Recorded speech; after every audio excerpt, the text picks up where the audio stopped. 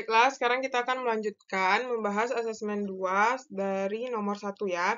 Nah, hasil pengukuran tebal kertas menggunakan mikrometer sekrup 2,83 mm. Data hasil pengukuran yang benar dilaporkan. Berarti kita nulisnya 2,83 plus minus.